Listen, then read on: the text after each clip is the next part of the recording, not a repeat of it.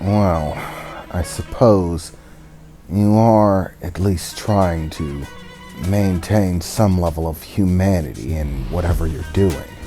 Even if it feels a bit cold, I at least understand the ideology behind it, Delia said as he began thinking it over, still looking about the largely growing crowd of duplicates, of every shape, size, and assortment that he could imagine.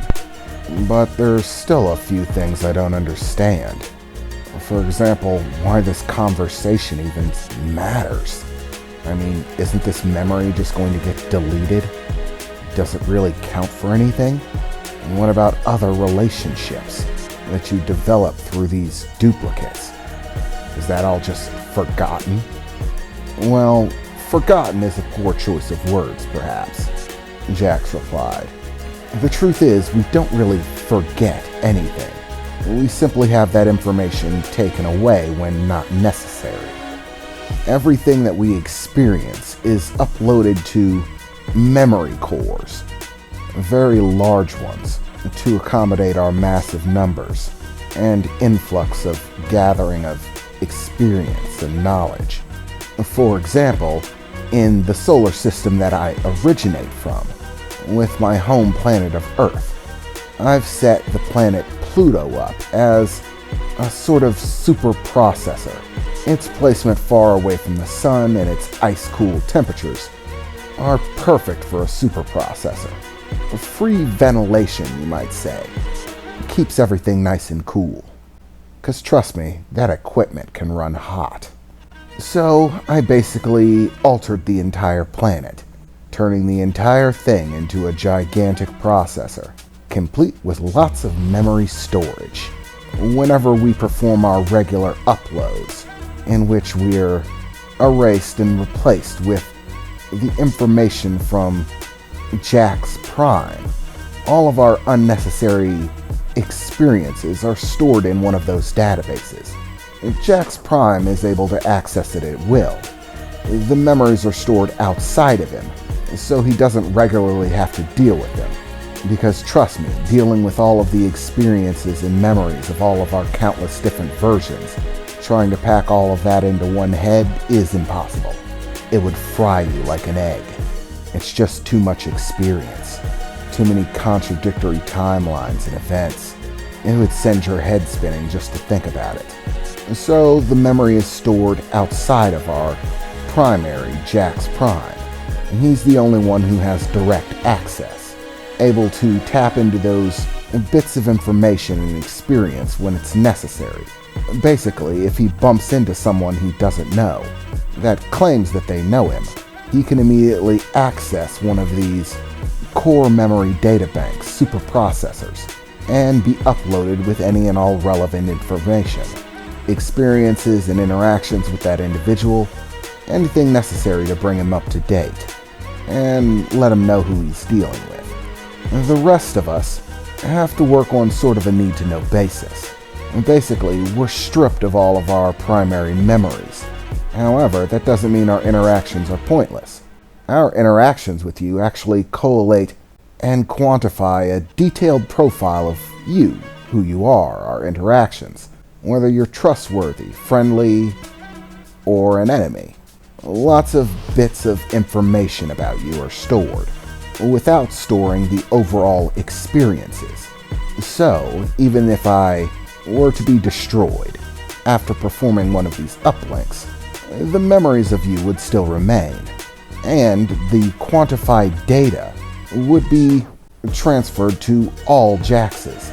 So while they wouldn't be able to remember you, if you're an important enough individual, then you'll be included in their database of identifiable individuals to note. And upon meeting you, and being able to verify your identity, they'll get a readout on you, like a statistics chart, letting them know whether they can trust you, whether you're their friend or not. Things like that, basic information. You even have a clearance level. Everyone that we associate with on a regular basis does. This clearance level dictates how much information we're willing to give you at any point in time about the things going on. around the universe. So it's far from pointless to talk to me. It all feeds into any and all Jaxes being able to trust you later on down the road. The quantifiable data chart can be pretty specific, so our interactions definitely matter. Okay, so talking to you actually counts for something. Well, that's at least nice to know, Delius replied. But there's just one more question I have about this whole thing. How exactly do you know who's in charge if all of you are basically Jax? This identical individual who calls the shots. This is supposed to be some sort of military operation, right? Don't militaries usually have ranks? Yeah, well, we're not a normal military. There's no rank within our forces. All of our ranks are identical. Whatever we're doing is simply a product of the task that we have at hand. Everybody being applicable and used in the best way possible. Currently, as for this operation, I've been placed in charge, as the Jax who initiated this little operation. But that's only temporary and only holds out for this operation. Once it's over, everyone goes back to doing what they were doing before. As I said, we're all upgraded cybernetically, so keeping track of who's in charge and who's supposed to be doing what is fairly easy to do when you've got a supercomputer in your head. Okay, so I think I just about got everything, except for what exactly your plan is. How exactly is all of this supposed to help me save Hagara and its offspring, our system? I mean, I get it, you're calling in your forces to do something, but what?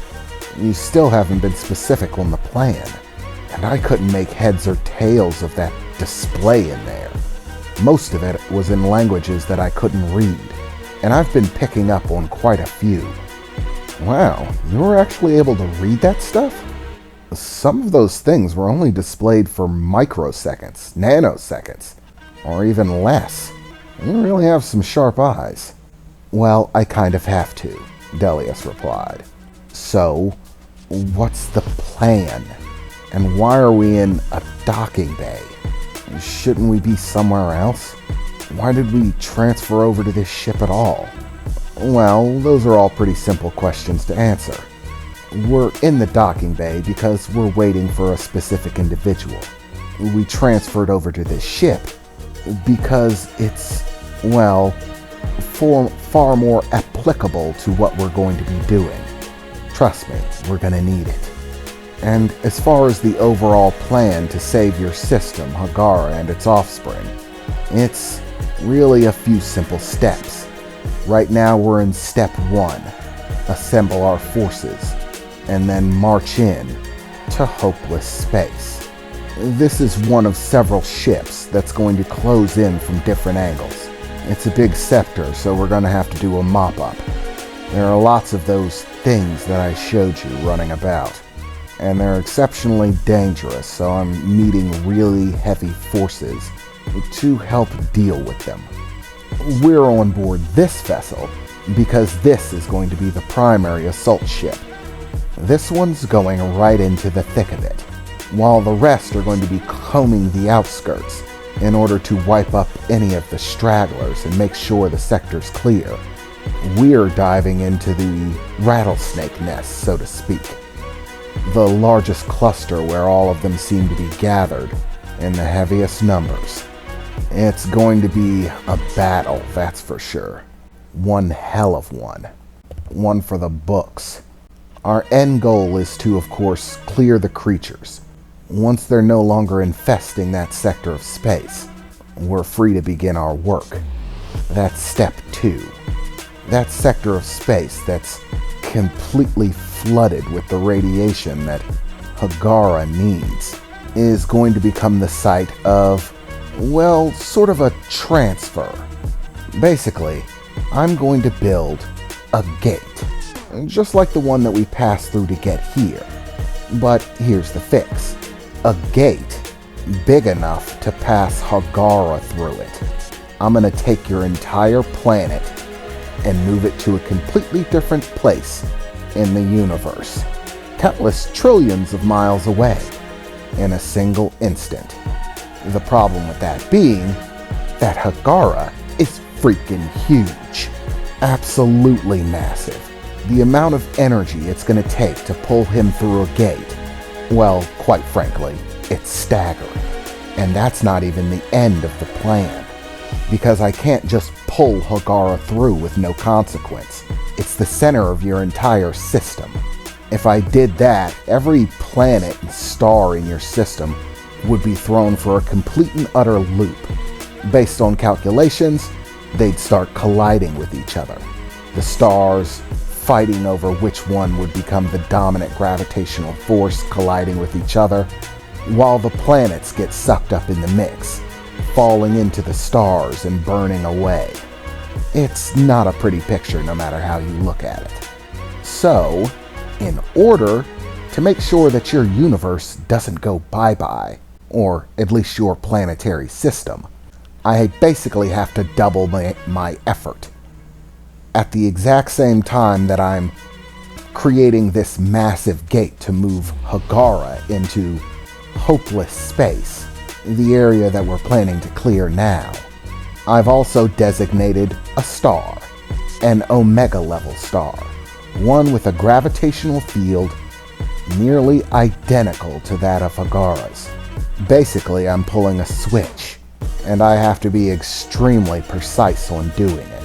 Switching Hagara with the Omega-level star, two absolutely absurdly massive gates, and running them both simultaneously to move two catastrophically enormous entities through massive distances in space and time instantaneously. The Omega-level star will hold your system in place, while Hagara is moved to hopeless space. Once he enters hopeless space, the immense amounts of this specific radiation that you and him seem to produce will begin flooding it in absolutely absurd quantities, more than enough to feed that hungry little child of its. It'll have all the nutrition it needs to make sure the child wakes healthy, happy, and alive. After I move Hagara into the area of hopeless space, I'm also going to have to transport some other things for it to eat, as the radiation is tantamount to what it needs, but it also still needs some nutrition. So I'm going to be dropping some random planets and stars in there as well. Also, more work. I really do hope you appreciate the actual absurd nature of exactly how much I'm doing to make this happen. This is by no means a small feat, and I have very little time to do it in. So you weren't kidding. You actually do have a plan. But are you sure it's gonna work? About 80% sure, to be exact. A little above, but that's just splitting hairs. The chances are in our favor, so long as we can meet the deadline.